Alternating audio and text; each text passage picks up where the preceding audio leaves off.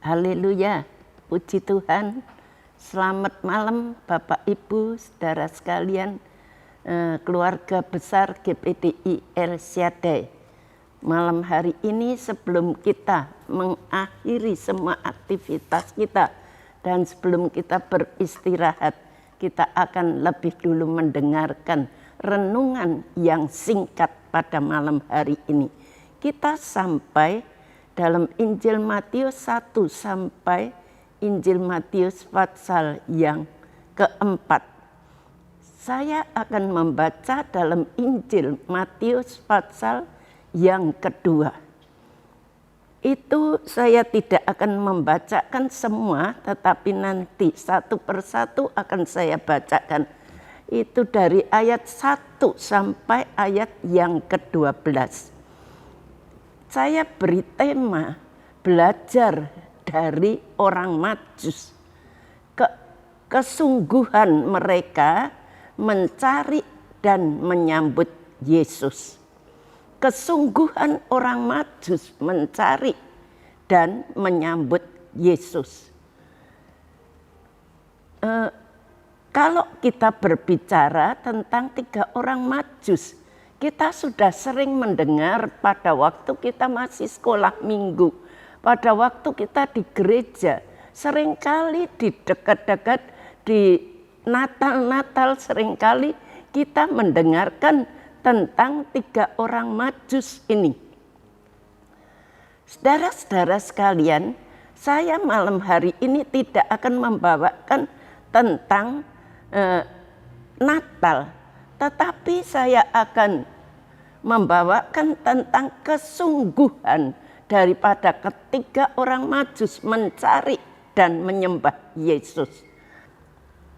Pertama kita melihat bahwa orang Majus itu memiliki semangat yang besar untuk mengetahui tentang Yesus dan untuk melakukan perjumpaan dengan Yesus dalam hidup ini. Itu ditulis dalam ayat yang pertama dan ayat yang kedua. Demikian firman Tuhan, sesudah Yesus dilahirkan di Betlehem di tanah Yudea pada zaman Raja Herodes, datanglah orang-orang Majus dari timur ke Yerusalem dan bertanya-tanya, di manakah dia, raja orang Yahudi yang baru dilahirkan itu. Bintang yang dilihat adalah tanda kelahiran seorang raja. Dan kita tahu perjalanan hidup daripada 3 orang Majus itu. Mereka menempuh satu perjalanan yang cukup jauh dari benua timur ke Betlehem. Pada waktu mereka melihat bintang yang ada di atas mereka, itu adalah bukti bahwa seorang raja telah dilahirkan. Dan dan 3 orang Majus ini mempunyai semangat yang baru untuk melihat tanda kelahiran seorang raja yang baru. Dan mereka mau menempuh perjalanan hidup yang cukup jauh dari benua timur sampai ke Betlehem. Itu bukan satu perjalanan yang singkat, tapi perjalanan yang sangat melelahkan. Lewat berbagai-bagai jalan yang berliku-liku, jalan yang berbatu-batu. Juga mereka mungkin merasa kepanasan, kehujanan, karena waktu itu belum ada mobil seperti sekarang. Tetapi 3 orang Majus ini tetap maju, tetap mempunyai semangat untuk melihat raja yang baru dilahirkan itu. Walaupun perjalanannya itu, medan yang ditempuh itu cukup berat, tetapi mereka tetap berjalan. Walaupun ada di padang gurun, tantangan, ancaman dalam perjalanan hidup itu mereka alami banyak tantangan dan kekurangan. Mungkin sakit, mungkin kekurangan minum, mungkin kelelahan, kurang tidur, atau tidur di tempat yang tidak layak dan sebagainya. Yang kedua, tapi kita melihat bahwa mereka maju terus tanpa kenal lelah dan menyembah sampai tiba kepada tujuannya, yaitu berjumpa dengan raja yang baru lahir. Para orang Majus itu menempuh perjalanan hidup dengan memperhatikan petunjuk dari Tuhan, yaitu petunjuk dari bintang. Kita melihat ayat 2b dan 9, 10. Di dalam ayat 2b, kami telah melihat bintangnya di timur dan kami datang untuk menyembah. Ayat 9 dan 10. Setelah mereka mendengar kata-kata raja itu, berangkatlah mereka dan lihatlah bintang yang mereka lihat di timur itu mendahului mereka hingga tiba dan berhenti di atas tempat di mana anak itu berada. Ketika mereka melihat bintang itu, sangat bersukacitalah mereka. Kita melihat dalam perjalanan mereka petunjuknya adalah Tuhan, atau petunjuknya adalah bintang yang menuntun kepada mereka. Mereka tidak merasa lelah, mereka terus memandang kepada bintang itu dan mereka tidak mengandalkan pengetahuan. Dalam perjalanan mereka, mereka tidak mengandalkan kekuatan mereka, pengetahuan, kebijaksanaan mereka tidak. Tapi mereka mengandalkan kekuatan Tuhan, yaitu kuasa Tuhan, bintang yang menuntun mereka itu. Dan terus akan menuntun mereka, memberikan petunjuk sampai berjumpa dengan Yesus yang baru dilahirkan. Dan kita melihat,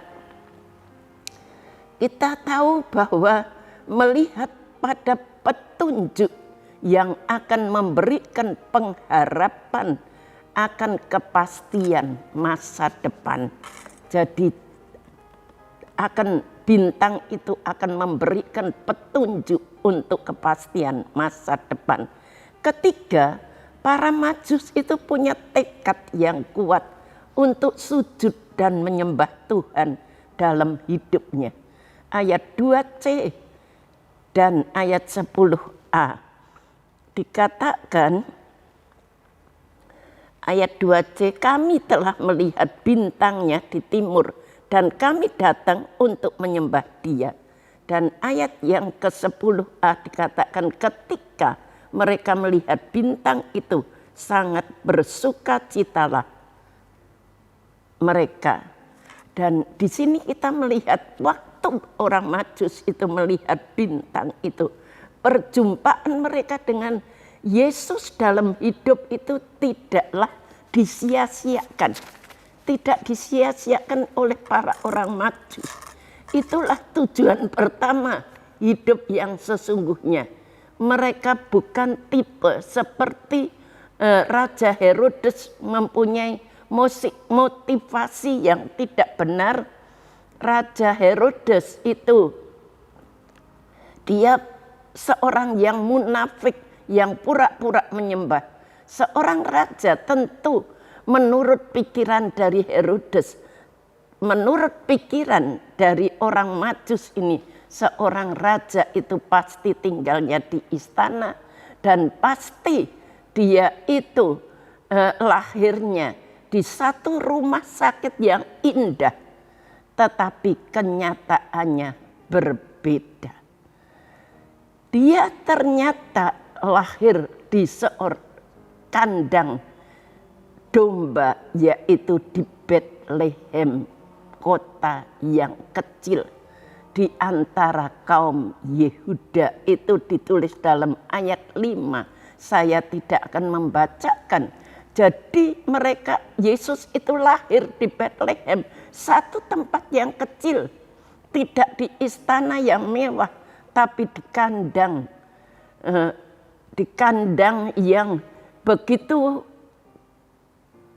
hina, kandang domba, dan kita melihat tidak 3 orang Majus ini tetap datang kepada Tuhan. Dan yang keempat, para Majus itu mempersembahkan yang terbaik kepada Tuhan. Ayat 11b, mereka mempersembahkan yang terbaik, yaitu emas, kemenyan, dan mur. Mereka datang sujud menyembah kepada Yesus. Bukan saja menyembah, tetapi mereka juga mempersembahkan harta benda mereka yang terindah untuk Yesus. Jadi kita melihat Tuhan memberitahukan bagi mereka bahaya yang akan membinasakan mereka, akan membunuh mereka di jalan kalau mereka kembali kepada jalan yang lama. Dalam ayat 12 dikatakan, dan karena diperingatkan dalam mimpi supaya jangan kembali kepada Herodes, maka pulanglah mereka ke negerinya melalui jalan lain. Jadi kita melihat mereka menempuh perjalanan yang lain. Karena Herodes mempunyai rencana untuk membunuh, tetapi Tuhan mempunyai rencana yang murni, yang tulus, dan Dia tidak akan membuang mereka, tetapi Tuhan akan menyelamatkan mereka. Dalam perjalanan hidup sebagai orang percaya, apapun tantangan yang kita hadapi, tidak boleh melunturkan semangat kita dan kerinduan kita untuk berjumpa dengan Tuhan seperti orang-orang Majus. Perjalanan hidup kita orang-orang percaya adalah perjalanan iman. Di dalam 1 Korintus pasal 17 ayat 5 dikatakan perjalanan kita itu bukan dengan penglihatan tapi dengan iman. Dan juga kita mengetahui kalau kita sudah berjumpa dengan Tuhan seperti 3 orang Majus itu, mereka disuruh oleh Herodes untuk kembali kepada jalan yang semula. Tapi Tuhan mengatakan dalam mimpi, berpaling, berputar, jangan kembali kepada jalan yang lama. Di dalam 1 Korintus 17 ayat yang ke-15 dikatakan kalau kita hidup di dalam Kristus, yang lama sudah lenyap dan yang baru itu sudah terbit. Ada kehidupan baru, ada perubahan sebagai orang-orang percaya. Mari Bapak Ibu Saudara sekalian, kita jalani hidup ini sebagai orang percaya sesuai dengan petunjuk Tuhan. Berjalan sesuai dengan petunjuk Tuhan, petunjuk firman Tuhan. Hidup ini tidak akan tersesat dan binasa. Petunjuk Tuhan itu adalah firman Allah. Dan kita terus hidup di dalam firman Allah. Saya yakin Tuhan pasti akan memberikan jalan yang terbaik buat kita semuanya. Walaupun jalannya sulit, melewati liku-liku masalah percobaan. Perjalanan kita dari dunia sampai kita akan berjumpa dengan Yesus. Itu bukan satu perjalanan yang mudah. Tapi mari kita sama-sama hidup di dalam firman Allah. Melihat bintang, melihat petunjuk dari Tuhan, petunjuk daripada firman Tuhan. Kita tidak akan tersesat. Mari kita mau berdoa kepada Tuhan. Terima kasih Tuhan buat firman-Mu. Biar firman-Mu ini boleh memberi kekuatan, petunjuk kepada kami dalam kami mengiring kepadamu Tuhan. Banyak kali kami menghadapi tantangan, masalah, persoalan. Tapi kuatkan kami. Engkau terus berjalan bersama-sama dengan kami. Terima kasih ya Tuhan.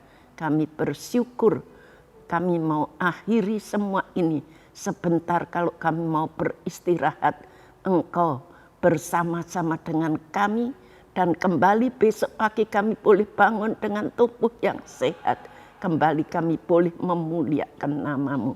Berkati Ibu Gembala kami, berkati call center, semua yang mencintai pekerjaan-Mu.